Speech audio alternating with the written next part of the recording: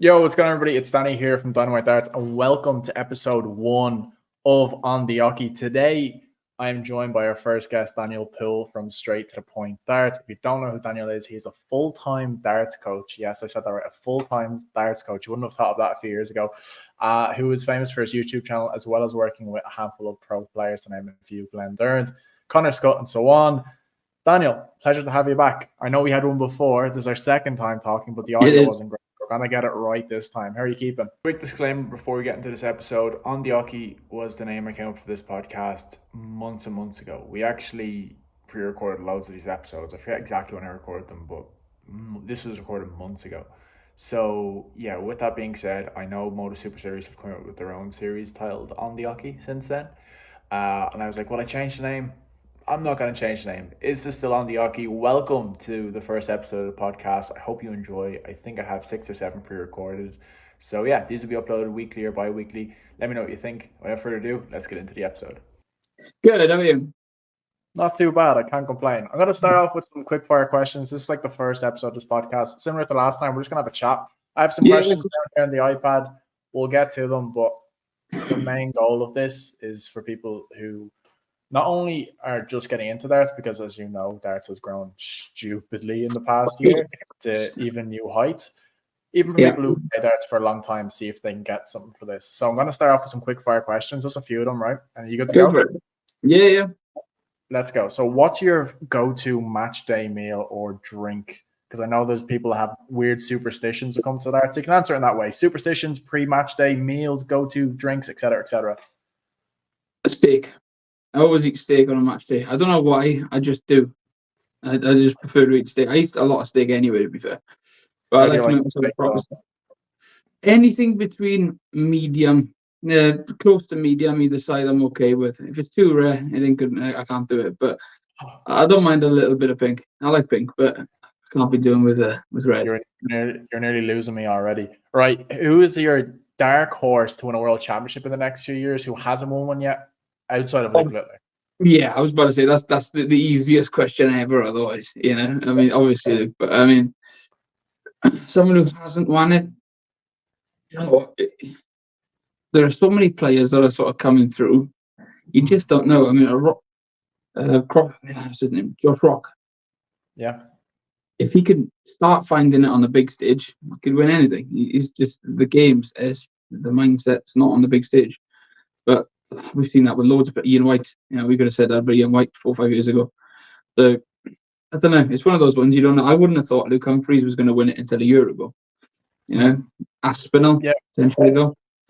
Again, Aspinall. It's when his head's right, his game's right. He just flows. So who are you locking in? Pick one. Who are you picking? Locking in one. Yeah. I'm gonna go for Aspinall. And that's a tough one to answer. There we go. Plain Aspinall. Favorite double? Tops. Nice. Favorite checkout?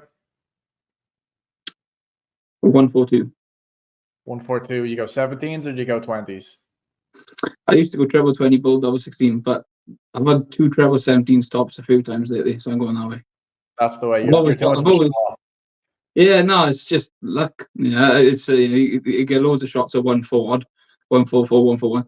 I don't know, 1-4-2 seems to go more than the others. So nice. I'll take 1-4-2.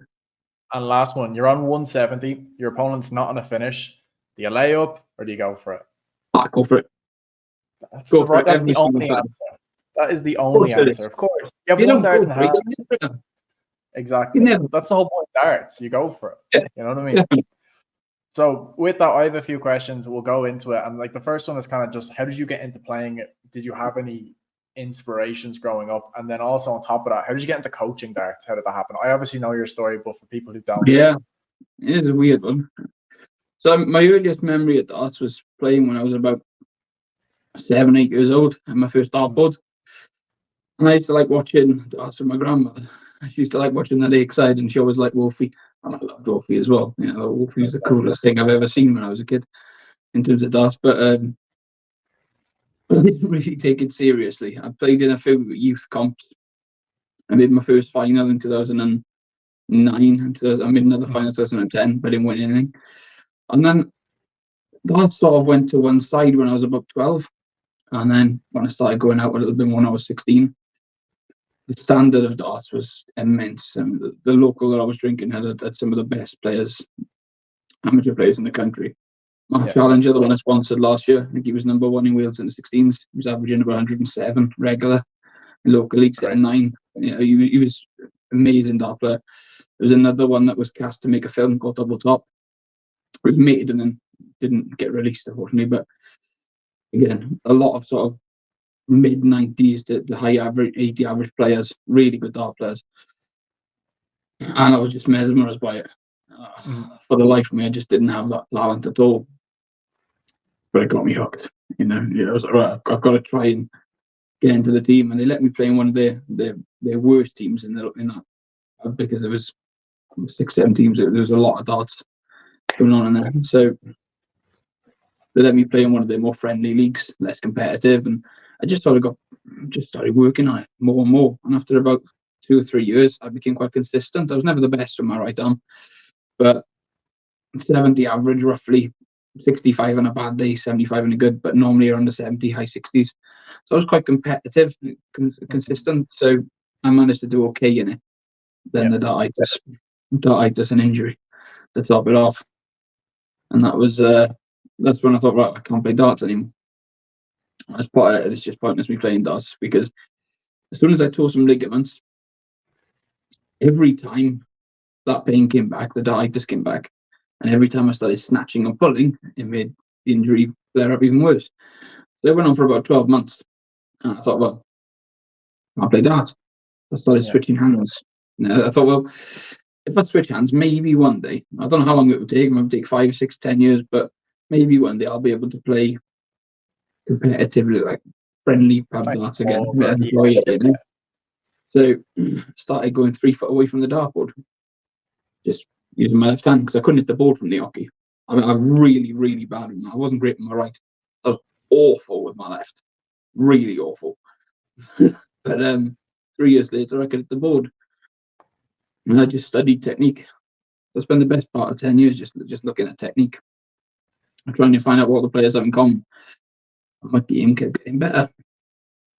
So eventually I started winning local leagues. I went 2 years unbeaten in the league in Swansea that I was in at the time. It wasn't the most competitive league, but it's still a lot of players in it. So I did quite well in that. And then people asked me to coach darts. It was lockdown. It was just after the second lockdown. I got a bit bored. I couldn't play darts, and online darts was never really my thing. I was playing online, but I never really got into it that much. But well, I'll just make a video. I thought of the name Straight to the Point Darts. That's what kind of sealed the deal. I thought, well, that would be such a good name for a YouTube channel. It was a ridiculously cool name. And I thought, well, if I don't put a video up, someone else is going to use that one day. So I made a video. It was a terrible video. I think it was about points. It was the first video I ever edited. I'd never edited anything for my life. Didn't even know what I was doing, but I put it up, and people kind of liked it. And then I put a few coaching was up. People asked me to do more. And that, I became a dart coach. I didn't ask to be a dart coach. It was really weird. People just asked me if I would do it. Okay, I like your videos. Will you coach me? I'm like, okay. I started doing it for free. Then I did it really cheap because I had to reduce my working hours, my normal job.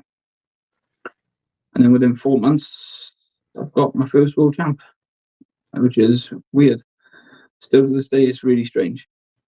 And then other pros kind of followed suit. And then within 6 months, it was full time. That's really weird. Can I ask, like, obviously it kind of sprung during lockdown when you weren't working per se. What were you doing before the? No, I was working. I was working full time. Yeah. I worked for Admiral Insurance for the best part of 10 years. Right. So you were still working. So what was the point then when you said, listen, I'm going to go full time into this? And how did the family take that decision? Because obviously they knew you were obviously brought up around darts, but it's not an easy decision to make. No, and there's no one else in the world doing it. It wasn't really a job. I was setting out to do something that no one else has ever done, which was quite strange. And every time I still tell people I'm a darts coach, like, you know what? They look at me like I'm unemployed. Yeah, I'm like, I'll probably make more than you. But, it's, and I definitely work more hours than most. I can tell you that, definitely. Yeah. But I know you, Daniel, and you work a hell of a lot. Yeah. 17-hour shifts, nothing. That's regular, easily. 12 hours a half day. So, I do coach a lot. But yeah, it was. I was quite lucky in that the wife was very supportive. We just had our first baby, so it was a huge risk. But I thought, well, there was a new company CEO. I didn't like the way the company was going.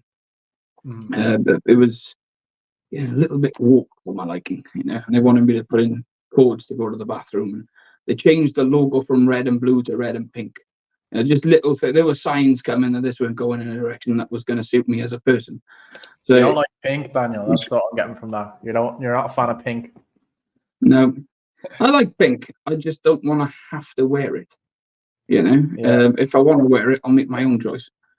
But I'm not putting in codes so that people know when I go to the bathroom. That's just not happening at all. That's so I've been there for 10 years. It's just not happening. Trust me. I work for the company. It was a cool place to work. I used to love it. We had an indoor tennis court, we had a Costa coffee, we had a dartboard, we had a pool table. It was cool. By the time I left, all that had gone, and it was just, you weren't allowed to go to the bathroom. So I was like, okay, this just isn't for me. I'm a grown adult. I'm not doing that. So I decided I wasn't going to work there anyway. There were so many people asking me to coach them, and I was thinking I've got probably 6-7 months of work ahead of me. If I don't postpone people and put them forward, I could be full time for at least 3 or 4 months without any problem at all. I had company shares, so I just cashed out my company shares and thought, so we go. Try it. Opened a website, and within 2 days, I had a couple of sales come through, which I'd never ever had a website before. I've learned how to edit a website, and I'm still not very good at it. A website so as basic can be. It looks like something from the 90s, but it works. Yeah. It's I'm still learning with things like that, but it's been cool. It's been good. Yeah. So obviously when you got into it, as you said, you're one of one, N of one, really. You're the first kind of person that I know of, probably yourself, so to actually go into this full time. As a kid, I was a big football fan, still am a big football fan. And obviously if you want to get into coaching, you have so many philosophies to look up to. You can go in, you can play the way Cruyff used to play. Now you have people like Xabi Alonso redefining the game. And you can take those philosophies, and obviously you can see the inspiration of those philosophies from past generations. When it comes to darts coaching, and there has to be an approach and a philosophy. What is your kind of philosophy? And then with that, did you get inspiration from, obviously you're N of one, but you had to get inspiration from somewhere. So in the coaching realm, even since I've been a kid, there's been videos you would have seen Phil Taylor. Walter Brown. Yeah. So what is your coaching philosophy, and where did you get it from? So in terms of inspiration, it's always been Walter Brown. I think he's an amazing guy. He's a motivational speaker and basketball player. A really, really awesome guy. There's a couple of videos on YouTube. I think his Sharp Mindset is probably one of my favorite. I think it's incredible.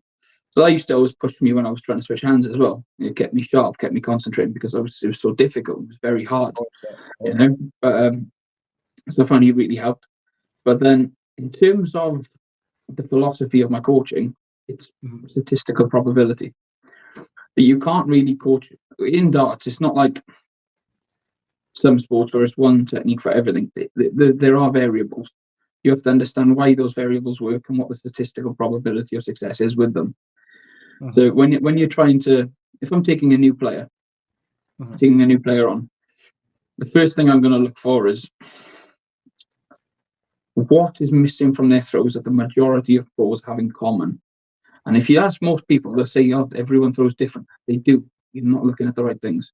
Look at what they're doing the same, not what they're doing differently. Because there are some things that are identical or extremely similar. It's all based around the same basic physics. So it's really not that complicated to see. As soon as you see it, you'll never unsee it. And that's what I get when I coach people. A lot of the time, they say, if I make a throw analysis video for them, and I put loads of professionals doing things back to back, I'm looking at things that 95% plus of pros are doing the same. Once you see it, you'll never unsee it. Make sure those things are in your throw firstly. if those things are in your throw, there's a bigger likelihood of you being consistent, because consistency is the name of the game. The less you do, the less there is to go wrong. If you look at Barney's throw, there's such a little amount of movement from everything, but the bits that are moving are perfectly timed. The concept of timing as well. I remember having pool coaching when I was learning to switch hands. I started playing quite a few pool tournaments to keep my mind going and get my mindset up. I've always been competitive, and I had pool coaching off a world champion, Craig Marsh. He was the European champ at the time, now former world champ. And I could screw a ball back 12 foot, something like that, up and down the table. He could do 18, 21 foot and hit it a lot softer. I just look and think, how are you doing it? What? I can see there's something different. I can hear it hits the ball different. But for the life of me, I don't know what it is. And he said, it's timing. What's timing? You've got to feel it. You've got to feel it. Well, I can't. So it's no good. I can't feel it. I can't feel what you're doing. So he was a good coach, but that's the only thing I couldn't learn was timing. It just didn't make sense to me. So I started looking at other sports. I tried Googling the definition of timing. Couldn't get a straight answer out of anything. So I looked at other sports, and every sport with a follow through, the more I went into it, the common denominator, acceleration. Yeah. Acceleration. That's what you have in common. Whether it's boxing, golf, putting spin on a cue ball or a football, or throwing a dart. Yeah. It's letting the item go, either impact or release at the quickest point. And moving the fastest at the point of release or impact. Trying to get that acceleration through. That was a big breakthrough. That was a big breakthrough for me as a dart player, as well as being a coach, But I wouldn't be a coach if I hadn't done all these things. Yeah, I think as you said there, like once you break down, and obviously you've worked a bit with myself and my game has come on tremendously since then. Once you notice those things, like I'd be quite analytical as well. I used to play a lot of golf when I was younger, and a lot of the same principles apply. Like you can tell somebody, you can get a really big, strong guy, and they can just try and whack the golf ball as hard as they can. But if there's no technique, there's no actual conversion, and timing is the best word to use there, of them moving from the back of their swing into their downswing and actually shifting that force. It doesn't connect right. It's the same thing with darts, and it's really interesting to see. And I think golf is a good comparison, because golf is a sport there's different shots. And there's a lot of management of acceleration in that. And one of the things that you do in golf as well, which I've noticed in your coaching, you do, is you make use of like slow-mos and diagrams and things like that, which people think it's just that you just go up and you throw it at the board. For a lot of natural players who've been playing since they're kids, you don't want to unteach those things. Like, leave them, right? But for people who are getting into the game, what are some things like that you use to kind of help that from like the data side, or things you notice as well? Yeah, so I'll always try and look at, again, going back to what the pros are doing the same. So if I was analyze every player on an individual basis. Yeah. A lot of the tips I might use to help people can be very much the same, because it's the same problem solved. Yeah, I'm not going to explain how to solve a problem differently to one person if it's the same problem. But breaking it down individually. So generally, you're looking for good alignments. You're looking to keep your arm down the same path with the dart. If we're talking about keeping them straight, for example. Now, if you look at most players at the top level, they're always just going to have perfect alignment in terms of elbow and shoulders on the same path with the dart. The arm goes back, the arm goes forward. The elbow's never moving side to side. It's just this. Same angle of the forearm, same shape of the hand, straight through. The most consistent players, especially, like Taylor or John Lowe, Martin Adams, that elbows, they're not doing anything like this, ever. Yeah. Now, you do get that 1 in 1,000 player, a very, very small percentage of players that can find good alignment as they go through, rather than setting up good alignment. It's very rare even at the pro level. But someone like Gary Anderson. Okay, so if you had good alignment, we're going to be looking at something like this. So elbow and shoulder, I'm trying to hit the center of my screen. Elbow and shoulders on the right path. Same shape all the way through. Same shape all the way through. Now, if I move the elbow in, my wrist will bend. If I'm misaligning over here, trying to hit the center of my screen, I'm either going to have to bend my wrist or move my elbow sideways, sometimes both. This is what you see with a lot of amateur players. There's very few players that can keep their throw straight, perfectly straight, with bad alignment. Anderson is one of them. So Anderson aligns very, very differently. Anderson will stick his elbow, stand very straight on. So when he goes through, he has to move the elbow in a little bit and straighten the arm. But if you pause on his throw, I can send you the clip for this if you like. He always have the dart, his eye, and this gap right here down the same path every single time. Now, in order to find that, you've got about 0.3 to 0.4 of a second to get that movement right. And there's a lot of things that can go wrong with it. If you move the elbow too quick, too much, not enough, the wrist is going to bend in two. It's a very inconsistent way to throw a dart for most players, but he's one of the most naturally gifted players we've ever seen. Yeah, he can get away with things that we can't. But even then, he's not the most consistent player we've ever seen, considering he's probably the most naturally gifted. That is true. You know, 2 world titles of, was it 25 years as a pro, something like that. He was playing in the league. So it was 2003, 2004 was first league side. So, yeah, 20 years is a long time for someone that gifted to only win 2 world titles. And to say only is obviously an amazing achievement. It's more than, but it's he's so good. Yeah. Yes. He's leaps. When he plays his best darts, nobody beats him. Nobody. Yeah. No. 2016, when he was at his best, 2015, 2016, him and Van Gerwen were the 2 best players in the world. Van Gerwen was definitely the most dominant. But when they both played each other and Anderson was at his best, there's only one winner. Yeah. No, 100%. I think like his throw to watch, a lot of people will say it's one of the nicest. But as you said there, like that's just timing and repetition for that. Who do you think? His timing is incredible. It's amazing. It's ridiculous. If you could pick 2 or 3 players, let's say 2, or let's say 3 in the top 32 right now, whose throw would you say for people who are picking up at there firstly to look at? And going back to kind of what we talked about in terms of the golf and things like that, what you mentioned there, it seems like the biggest thing that amateurs get wrong, and you see this up and down the country whenever you're playing amateur events, and this is the same thing for golf, for everything, is stability. And stability is the base from where all these things come from. So even in golf, if you're not stable, if you don't have stability through your hips, through your feet, all the way down the connect chain, you're going to come off alignment. The same thing with darts. And the biggest thing you see in amateur players is jerking motions, head moving, feet moving, and things like that. Don't get me wrong. There's a few pro players who get away with a little bit more than the rest of us.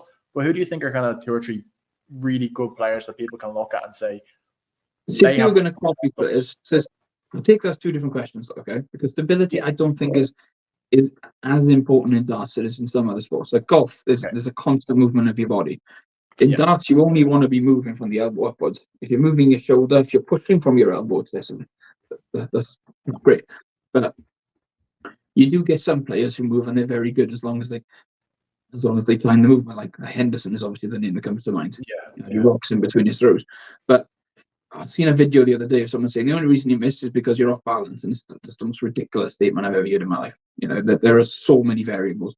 You've got elbow movement, elbow rotation, you've got a bending of the wrist, and even pressure of the finger grip that can spin the dart off as well. There's so many variables that can make you miss. So it's just that's one, and it's probably not the problem most people get. But it is obviously very useful in terms of consistency. If you start moving whilst you start going through with the dart, you'll probably miss. But it's not that hard to get good balance in darts. I think the only thing people really get wrong is they won't keep the front leg straight. Put the weight onto your front leg. Follow the foot to the floor. Really shift your weight to your front leg. Keep the front leg straight, tilt from the waist. If you lean too much on the front legs, there's a bit of a break angle. Depends really on how double jointed you are. Like Michael Smith gets away with it quite well, but if most of us did that, we're going to struggle for balance pretty solid as they come. So it's fine.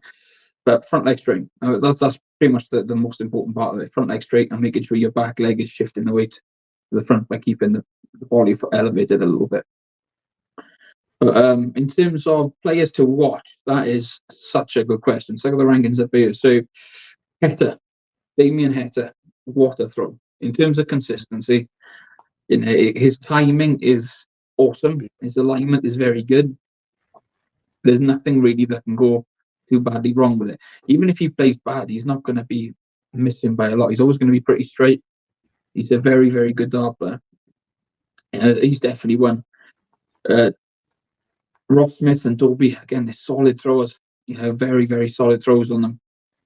Excellent alignment of the dartboard. Arm just goes backwards and forwards, not bending, or twisting, or turning.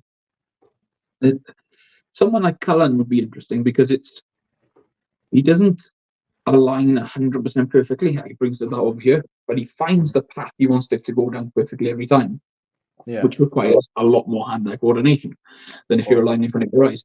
Again, it goes back to your natural ability over your technique. The more natural ability you have, the less reliant you're going to be on your technique. Someone like myself who doesn't have any natural ability is going to need an excellent technique, just to be decent at the game. If I want to throw an 80 average, I'm going to have to be very, very good at my technique because that's all I've got to work with. But Cullen's timing, the actual way he gets this little deep, gets gradually slower on the draw, gradually slower, finds the pause and gradually quicker. That's gorgeous to watch. That really is. That's special. So there's lots of really steady players out there actually. Ryan Still, again, he's got a lovely technique, very well aligned to the dartboard. And what you see is, so someone like Ryan Still, elbow point to the left, goes to the and turns to the right. Very, very common with right eye dominant players. Now, a lot of people don't think eye dominancy plays a part in that, but it does. Even if you don't realize it does. It's not to do with your eyesight, it's the way your hands coordinate to your eyes. So you'll instinctively be using your eye dominance, whether you know it or not, a lot of the time.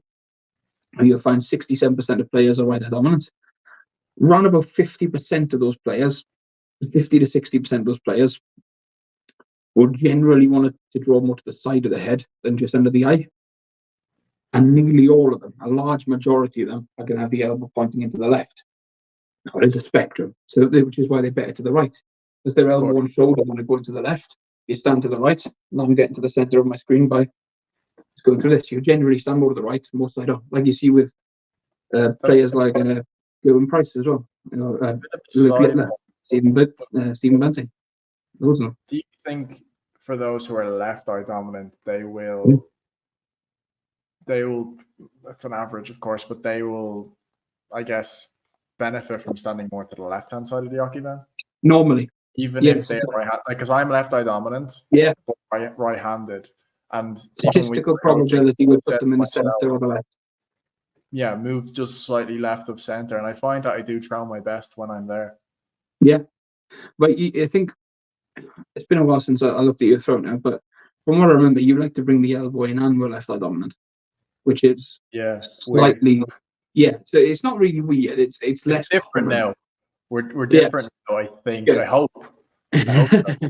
That's what you naturally wanted to do, which is statistically unlikely, but you do see it. You still see it quite a lot when you coach a lot of dart players, But so generally, you're still going to be better to the left. A lot of the time, I would just go back to focusing on this, making sure the elbow and shoulder, the center of your armpit, center of the elbow, all the way to the center of the board, under the double three somewhere, is down the right path. Then a lot of the time, you're going to want slightly more angle on your forearm. Yeah. If you are left eye dominant to the left, a bit like so Johnny Clayton, Phil Taylor, they're always going to be sent out to the left. Taylor's gone more to the left by the looks of it as he's got older, and he's definitely drawing more to his left eye. And I put that down to him not practicing as much, so he's more reliant on using his eye dominancy. So what you'll tend to find is the more you play dart, the better your hand-eye coordination becomes. Of course. So as you start, you might need to start drawing to there at first if you're very left-eye dominant.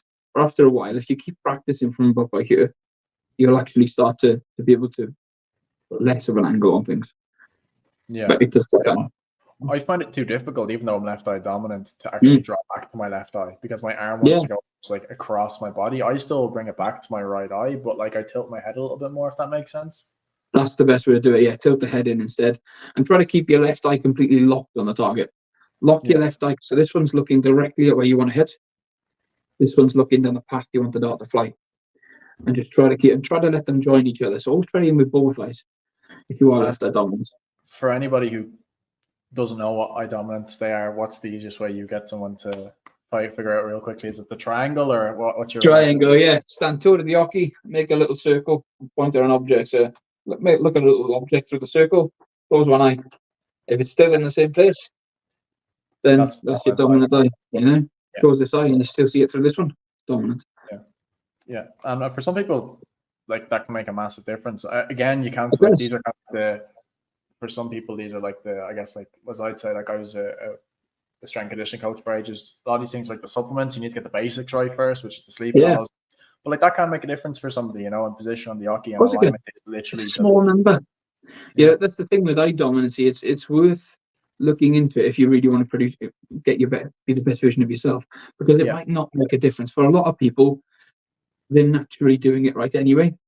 But you do get a small number of people who are very left eye dominant and they struggle with their coordination with it. You know, where their perception of where they're actually aiming a dart is different from how well they are aligned to the target. If you study it and you're doing it all right anyway, and it doesn't make any difference to your game at all, what have you lost? But if you are on that small percentage, it can make a massive difference. Massive. So it's not worth not doing. As a darts coach, I think you should be looking at it, you know? Yeah, no, because you will always get that small percentage. There is a lot of things like that, particularly in darts. Obviously, a lot of it's mental.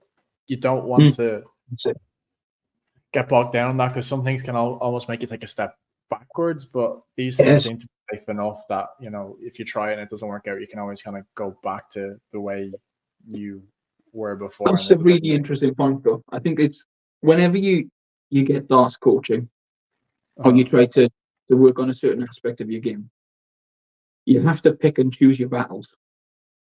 You've got to try and pick certain times of the year in which you've got enough time to work on it without having a lot of pressure on yourself.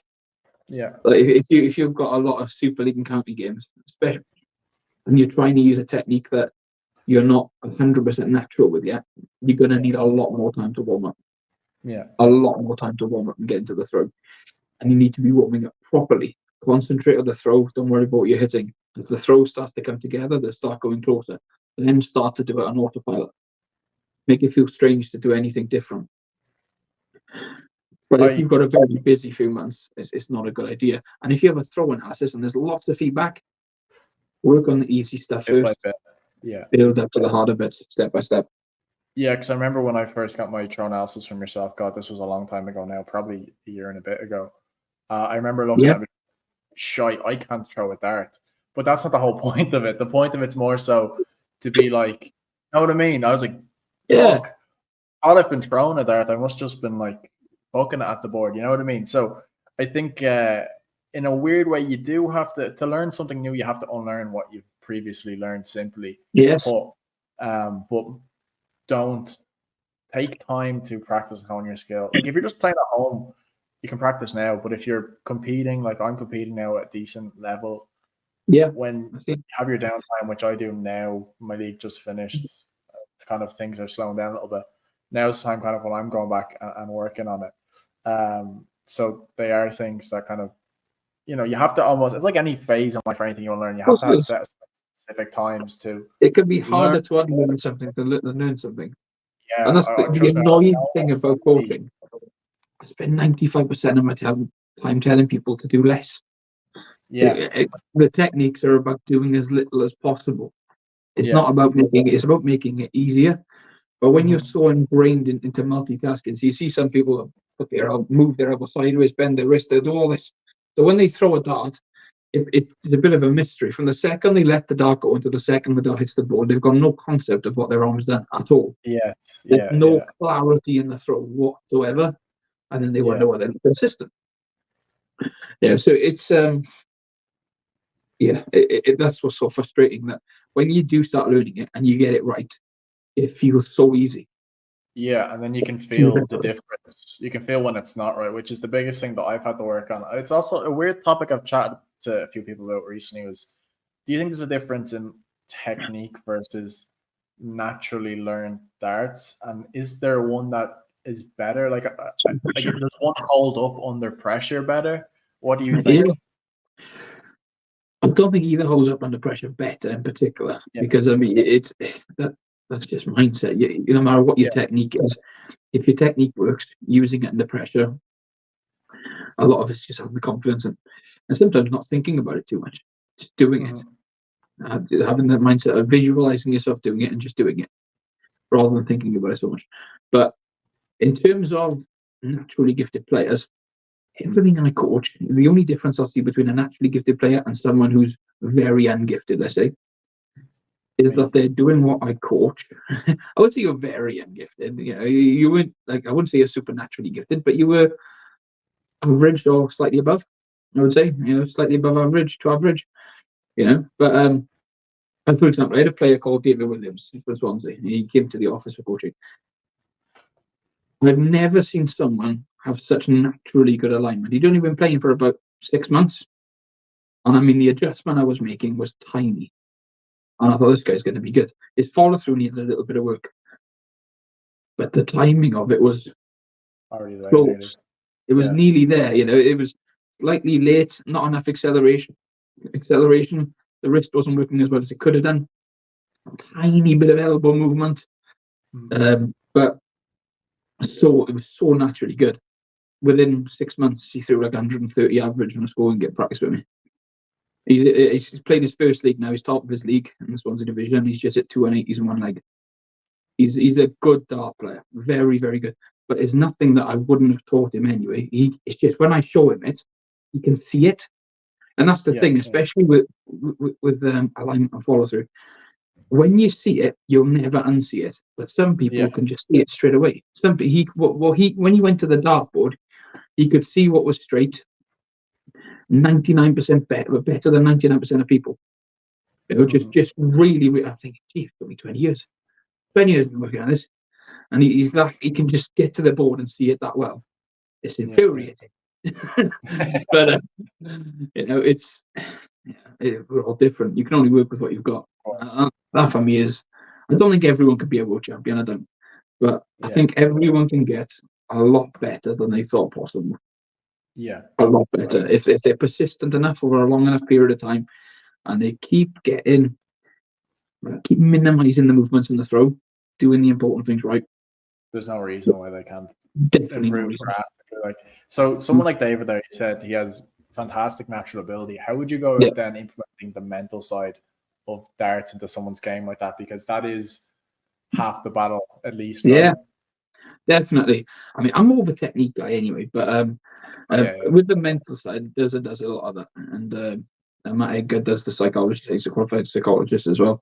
So I'm more the technique guy. If you buy the package with the three of us in there, Des is doing the mentoring, Matt is doing the psychology, I'm doing the technique. I'm the technique. Oh, you're working with Matt now as well? On one package, yeah. Oh, nice. I didn't know that. On Glenn's sessions, one of Glenn's packages. I think it's £250 for a throw analysis for myself, to a session with Matt Edgar as a psychologist, and then a mentoring from Glenn Derrott as well, which is... That's a bargain, to be honest with you. It doesn't sound bad, is it? So, it's one of the packages I'm involved with. But, if I do work on the mental side with some players, because I do quite a bit, to be fair, but I'm more technique, then it's an individual basis.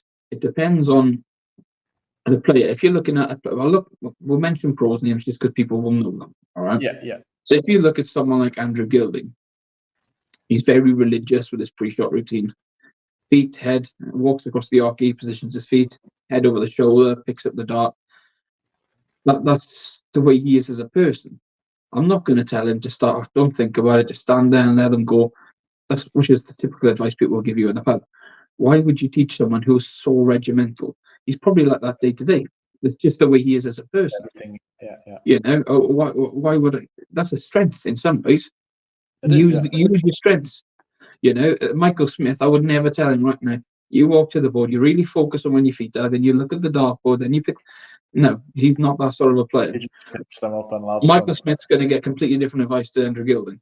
So Michael Smith said, look, visualize the shot, walk in and hit it. Visualize the shot, walk in and hit it.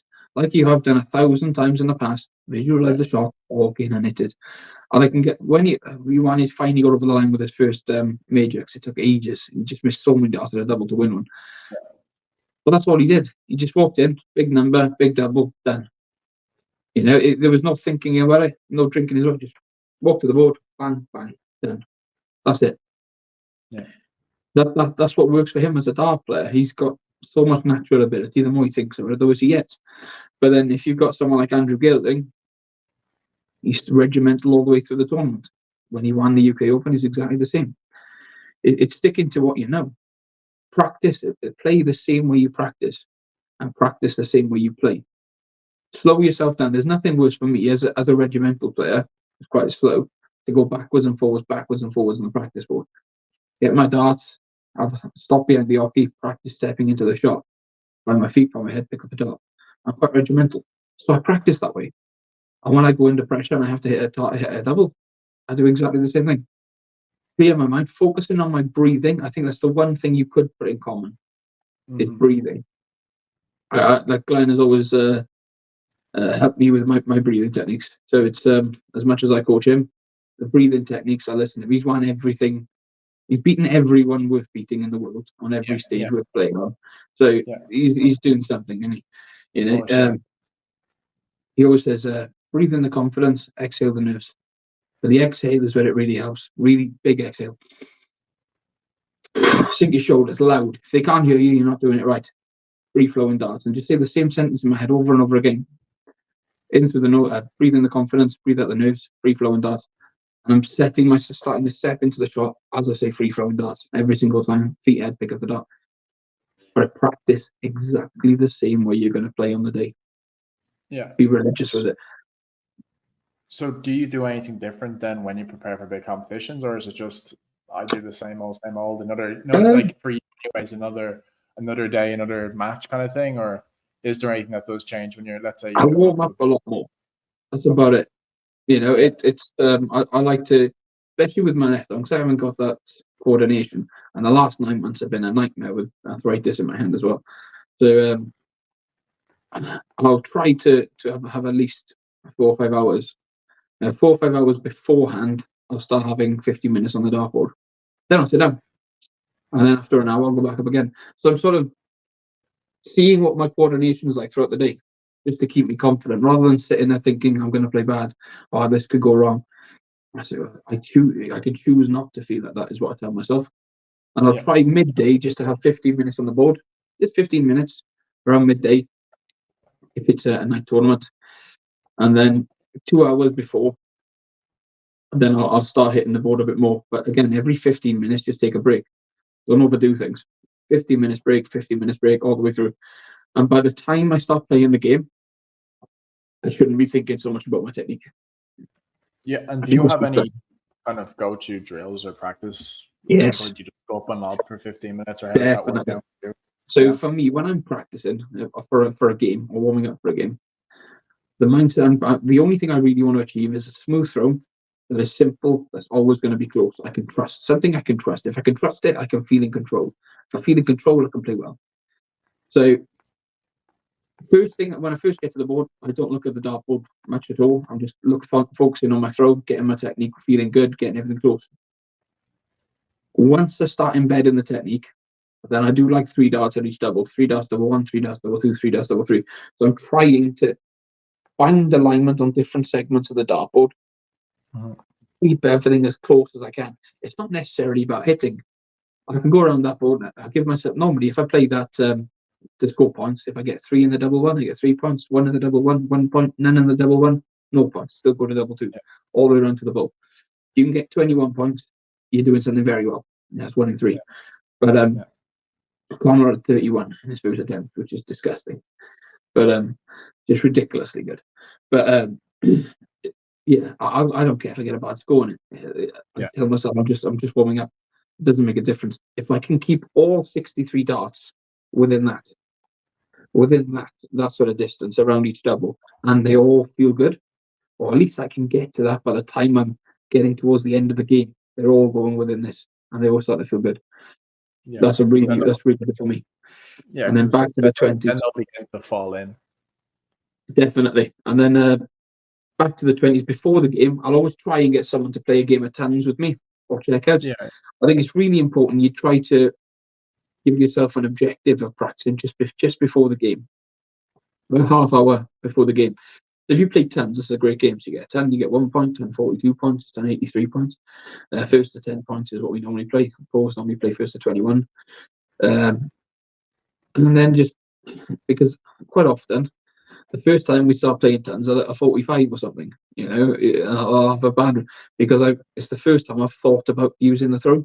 I've actually thought about hitting something with a bit of intent. But as soon as I start finding my feet with it, start keeping them more straight, I've got over that game on syndrome before the game started. Yeah. You know, I'd rather hit my 45s then than them say game on and then I'm hitting 45s at that point. You know, Yes. that's not good to me. In the game, I really don't want to be hitting lower than 57. If I'm keeping all 3 darts straight, I'm happy. Yeah, definitely. So for you, it's about, as you said, almost conquering that game on beforehand. So give yourself an objective before you go onto the board, because then it doesn't feel like you're going from I'm just throwing to, oh shit, these have to go well. Yeah, exactly. That's spot on. Yeah, it's just, I think it's really, really important to get over that game on syndrome before the game has started. Yeah. Actually start using it. Get your throw working. Find your feel. Start using it. Then when you say game on, then you're ready. You should be ready mentally as well as physically. Cool. I have a bit of a different question for you now. In the past few years, what are some trends that come to mind or innovations in darts that you've hated and loved? Hated and loved. Be fair, I'm a little bit old-fashioned. I don't get along with a lot of trends that come up, like dart apps. I just don't see them. Not really. Darts Connect I use if I'm playing a friend and we want to record averages. Online darts was never my thing. I think if I lived somewhere like in America, which I'm very excited to be going to soon, be cool. Yeah. A lot of the people I coach in America and Canada, it's hard for them to find good dart players because they spread out over such a huge country. So it's excellent for those players. But I could literally just on my street pick like 70 plus average players. So it's really not needed for where I'm at. But I'm not a huge fan of like coaching apps. I don't think they really work, but excessive practice. I think there was a Go Darts Pro or Darts Coach or something like that. There's a few of them. Okay. They're all practice plans and routines, but the way they record it, they tend to record your best and then your worst. They don't record the bits in between. And that's the bits in between. That's the important stuff. Yeah, of course, you have a one-off session. I mean, that's nothing. You know, if you have a one-off bad day, you have a one-off brilliant day, they mean nothing. Everyone gets them. It's what you do in 8 days out of 10 that matters. So I've never really liked those. I think practice plans are, in terms of routine, practice games can be a bit overrated as well. But you see so many players, like 30, 40 average players, and they're like, have you tried this game? Have you tried that game? I'm like, have any of them work for you? No. You're not. It doesn't matter what target you're throwing at, you're still not throwing straight at it. Yeah. So what's the point? It's not the game's fault. You're not throwing them right. For me, darts is always just going to be 501. Even cricket, I've never really got into cricket. It's always just going to be 501, 301 double. No, I can't. I like it with cricket myself, to be honest. It's a good game. Play with some forfeits and some drinks. It makes it more fun. Oh yeah, I play it as a practice. No problem. But no, I wouldn't play competitive cricket. No, that's what I mean. Playing it as a tournament, I can't.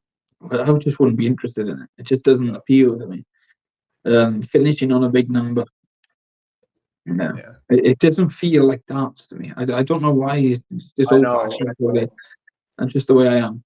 But I coach a lot of cricket players, and the technique's exactly the same, obviously. But it's that's another interesting one as well.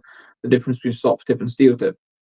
I think someone asked me the other day why is soft tip players not as good as steel tip, and I think it's because a lot of the time they miss a trick in terms of learning the way the dart lands in the board. So even though they bounce out, still counts. Learning angle of entry and the different ways to flick a dart, the different sort of the amount of parabolic curve and the flight path and trajectories of a dart, you can get huge advantages. Yeah, so that's like quite an interesting conversation the other day actually. But in terms of trends, I'm just old school. New fancy darts. The molded flight trend, because everyone's using molded flights now. I know. I don't know what your opinion is on these. So I don't think they make any difference. In my opinion, I think they've been around for 30 years. They've been using them at fairs. It's just someone made one that looked a bit more professional, and people started using them. But they've been around for years. They used to have them in the 60s, where you could actually unscrew the shaft, take the points out from inside, put them in the barrel upside down, and screw them. These things have been around for years. It's taken off again. I can't see that you get less deflections. When I tried them, I just, rather than deflect and they just pierce through. Yeah. Or the deflection was massive. So I didn't really, rather than a Robin Hood, I just end up with a dart hanging through a flight. So I just don't see the point in them. But if you like them, you like them. They do play well. I think they do play well, but I don't think they play better than the only reason I like them is because I hate fiddling with my flights and stems in between. Like, that's the only reason I prefer them. But I'm old school. I'm just old school, Just that's what I say. So you wouldn't see you with some. Well, you do modify the points, don't you? You don't have standard points in, right? I did use Swiss for a little while, but these are standard. Yeah, the standard points. You don't change. Not really. I change my points normally once a month. Yeah, something like that, once a month, once every 3 weeks. But they're standard. It's very short points, I like. So there's the very short Swiss. They're okay. Or those points are 30 mil missions. The protrusions around about 26. So they're very, very short. But I like short for stability. A short point chunky dart, then I can use it for deflections. Everyone seems to think deflections are bad, but it's not really. If you look at someone like Steve Beaton in the 90s, he was the best player in the world in '93. Yeah, but that's the thing. When Steve Beaton was, in my opinion, was the best player of the world in 1983. He won a load of WDF events, made semi-final of the Worlds, beating 2 world champions, Dennis Priestley and Bob Anderson. Just ripped them apart on the dartboard. Huge 188er, and won the second biggest tournament in the world, the World Masters at the time. And this was just before the split in darts as well. Mm-hmm. For me, he was the best player in the world that year. But he had massively thick darts. Huge darts. As soon as he got one above that treble, try missing it. You just use it as a wall. It was so good. You can use your darts. And sometimes a shorter point than a chunky dart can help with consistency. Yeah. And that's my game. I've always been looking more for consistency than 180s. Yeah, which I think the best players in the world are the best 140 hitters, I think. That's the most, you don't need to be they want, like Ross Smith's one of the best 180 hitters in the world, but he struggles like at 140. Not that he struggles, but compared to the likes of, even when Johnny Clayton was at his best, 140, 140, 140, somebody 11 there, 140, 140, 140, 81 for days he did. So obviously we talked a little bit about where darts has been going. Where do you think darts is going in the future? And is there anything you're excited about? Whether that be tech, whether that be the scoring? I have a Scolia. I got it sent to me. I don't know if I'd pay for one personally, but I think they are cool. If you have one, even if you had one, you would love it. Don't lie to me. You would love it. Yeah, I've been at them, but I don't know. Send me one. I'll let you know. But no, it's like a load of players I sponsor use them as well. One of my players is sponsored by them, and they swear by them. They think the Scolia is the best thing they've ever done. I don't need it to tell me what of it. I know, so I don't see that. And I'm not an online dart player. If I was playing online all the time, I think it's probably the best thing for online. Definitely, it's going to minimize cheating to a certain extent. It keeps a really good tab of your stats. Heat maps as well are fantastic. I think that's really good for players. You would love that. I do like the heat map. I'm not gonna lie, I do like the heat map. All right, I will. The heat map's pretty cool. It's better than a piece of paper and seeing all your holes in it. But it is quite cool actually. But it's again, I'm an old man in my ways. But no, a Scolia. I might get a Scolia one day. I have thought about getting a Scolia. If I was going to get one, I'd probably get a Scolia. I might do it. I might do a Scolia. I might get a Scolia. I think it'd be quite, and then I could play people online a bit more, I suppose. Less injured. You sound like you're one over. I'm almost there. I've almost bought one in the past. I'm not going to lie. I've almost bought one. what do you think is going to happen with darts in the next 5 years? Obviously, the perception of darts has changed a lot. You've come into the sport since I've come into the sport. I've been watching it since I'm 7 or 8, so maybe 15 years, 20 years. I don't know how long that is, but you've been in the sport. I think it's going to go in one direction and then completely turn. That's my honest opinion. I think darts is going to be regulated too much. I think that players aren't going to be able to have any sort of character at some point. And I think it's going to get very boring. I think we need to try and get a bit more character in the players, because people are watching it now. But the Premier League's got to go. I mean, it's got to change. You can't have the same 7 players. It's the most boring thing I've ever watched in my life. I honestly, God, I think if they, how could you improve the next game? Paint the wall behind the dartboard so people can watch it dry whilst in between throws. It's so bad. It's that boring. And the same players week in, week out. And some of them aren't necessarily the best. Let's be honest. It's not a Premier League if you're picking them. It's the cherry pick championship. So it is nonsense. It's a big exhibition with the best, but the main 3 or 4 big names in the world are there. But there are some that probably shouldn't be there at the minute. Yeah, I agree. Yeah, and I don't want to watch the same players. I want to see underdogs. I thought that's what sport was about. It's about seeing people who are 64th in the world come from. Who is this guy? He's just beaten Van Gerwen. That's what I want to see. I want to see a bit. If you're going to have an exhibition, give me an exhibition. Let's play 3 or 1 double start. Let's start making this a bit entertaining. Let's see some trick shots. Why don't they do that? Exactly. Yeah. Let's spice it up a little.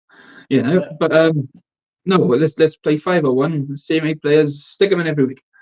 I for the life of me, I don't understand why they can't run a better event than it. It's so boring. But I think that's going to change. That's going to have to change within the next 5 years. They're missing out on so much with it. Even the Morders are trying. The Morders are trying. They do different things. They're not trying things that I would do, but they at least they're trying. They're trying to make the game more than it is, and I think that's quite cool. But and they seem to be doing quite well. I like the Mortar Super Series. I think it's great. You see them play as you've never seen before. You've got people just going to local events, and before they qualified to play a TV tournament. Come on, that's worth watching. That's exciting. That's where we saw Luke win 60 grand. 2 lots of 30. He was winning WDF events a year before, beating professional dart players in the men's. Won the Welsh Open one, wasn't it? He's a fantastic dart player, but we didn't see him until the Mortars, and I think that's cool. So one of my mates next month, rankings as well. You've got to change those rankings. In what way? You've got to have a point-based system of 1 year for one. It's mental to have the top prize. If you're doing it on pounds, you have a world championship. You win the world championship. It's worth like 6 majors. That's a bit mental. Now you used to have the world number 1 and the world champ, and they weren't mutually exclusive. But now it's pretty hard not to be world number 1 if you're the world champ. The world champ, it's very difficult not to be. Unless you win every other major and just don't win the world champs. And over 2 years, you could have an amazing, like this year. If it was a 1 year system, right now, he'd be right up there. He's only 25th in the world. So people are on about him not playing for England in the World Cup. They all want to see him. If the rankings were done in a way that was represented current form rather than last year's form, he would be undoubtedly be getting picked. He'd be very close to, if not. Yeah. I haven't worked it out myself, but I'm pretty certain he would be. If you look at where he's gone up to 25th already, he's flown up there. He must have semi-finals in the world. Yeah, he must be. He's over 350k or something, or 300k in 5 months. 5 months. I think they've got to change the rankings. Doing it over a 2 year system based on prize money is just mental. Especially with some of the biggest tournaments like the Premier League. If they call it one of the big 3, and then it's not ranking. I know. Yeah, it's like, why bother? But that's them admitting it is an exhibition in many ways, But yeah, we'll get rid of that. we'll put in a. I think there's enough. I think because they did a feedback form at the start of this one, which they'd never done before. Which is like, we want to hear your feedback, because obviously something wasn't going right, whether it be ratings or something. I feel like the venues always will sell out because of the exhibitionary status. And definitely. But I feel like the ratings are not doing great on it this year, even though they have Luke Littler in it, who is their. That's the thing. The ratings are pretty good from what I've heard, right? But considering the boom in darts, where the ratings are, they should be up there. It's not as good as the progression in the rest of the sport, from what I can gather. It should be doing a lot better. But how can you sell the same show every single week? It doesn't. I don't know. I just don't watch it anymore. It's the best film in the world. I don't want to watch it every week. It's mental. I'm going to finish up with one question. Go for it. Right. If you could play anybody, dead or alive, in a game, best of 5 sets, first to 3 sets, who would it be and why? That is an amazing question. And it's not going to be one of my all-time favorite. In my top 5, Leighton Rees. I want to play Leighton Rees because I want to see. I'd like to play him on his own board as well. Back in time, play him on his own board, 8-foot hockey, and then maybe play the other half on my board and my hockey. Just because I firmly believe he had one of the best throws you will ever see. They're very similar to Luke Humphries in some ways. In between sort of Luke Humphries and Johnny Clayton, it's so good. It's such a nice throw. But when people look at the averages and they go, "Oh, look, it's only an 80 or a 90," the trebles were tiny. It was throwing from further. The darts were massive. It's a totally different world. He was still hitting 10 dart legs. I think he was incredible. That's my opinion on him. So I would have liked to have met him. I think we would have had a very good drink too. I'd say so. I'm gonna overlay a few clips during this. Like the Anderson clip, I'll put some Leighton Rees, some other clips put on. But Daniel, we'll leave it there for episode 1 on the hockey. Absolute pleasure as always. If people want to go and follow your stuff, where do they find you? My website, straighttothepointdarts.co.uk. Google. There you go. You don't use Instagram, no? I don't use Instagram. I'm on Twitter as well as Straight Darts, and then I'm on Facebook as well. People can contact me on that. YouTube, of course. YouTube as well. Yeah, stick some comments in if you want to contact me, or just drop me an email. How busy are you at the moment? Booked up? I've got a few coming off the book now from the big hype, but I'm looking to take more weekly customers on now in around August time. July. A little, just for people who have listened this far and want to inquire about the service, can we do a little discount code, like 10 or 15% off or something like that for anyone who's watching? It's still going. Yeah. Going. What percentage you tell me? Let's do the full 20 still. 20% Dynamite Darts. So I'll put it on the screen. Dynamite Darts, 20% off any of Daniel's services. All in caps. All in caps. I can't say enough good things about Daniel and his services. I still get messages to this day. People be like, "Is it worth it?" And I always just say, "Yes, just do it." To be fair, I've had a lot of people use that code. And it's probably the biggest discount code I give out. In fact, it definitely is now. Yeah. Especially if you're buying something like the Gold package. I've reworded it to Gold package rather than Pro, because Connor's so booked up and Livery's so booked up as well. So I like taking weekly customers on a cheaper rate. So when we start out, it's good to start with a throw analysis first, in my opinion. I don't push that as a sale, but it helps me learn the player's throw in a lot of detail. Of course. It's £65 though, But once you've done the throw analysis, it's £45 for a one-off session. But the more they buy, the more I'll take off. I'd like to keep 60 weekly customers. 60 weekly sessions is what I like to do. Between 50 and 60. 60 is great. Because then I also have 8 hours of video editing to do 4 days a week as well. So you have a lot of work to do. Exactly. And I like to do about 70 hours to 100. Up to 100 is my max a week. But 60 hours a week, 70 hours a week is pretty cool. So at the minute it's very difficult because I'm coaching in New York from the 30th of May. I'm flying out for the PDC Masters, which would be awesome. So I got tickets to the games too. I'm staying in Times Square. That, by the way. It's amazing. It's going. It's happening. I'm telling you. I can't wait. And then I'm taking my only week off in 3 years, right at the end of June. So a lot of June is going to be pretty much taken. But July, August, and then I've got a couple of people flying over from different countries in September, which should be quite cool. So you're busy. So listen, get on to them if you can. If there's any space, as I said, I'll leave all the stuff. I'll leave all the codes, links, everything in the description. If you enjoyed this podcast, don't forget to give it a like, comment. If you're not subscribed to myself and Daniel, go to himself. And as always, Daniel, I'll let you end this. Subscribe if you love the darts. Beautiful. You're welcome. Take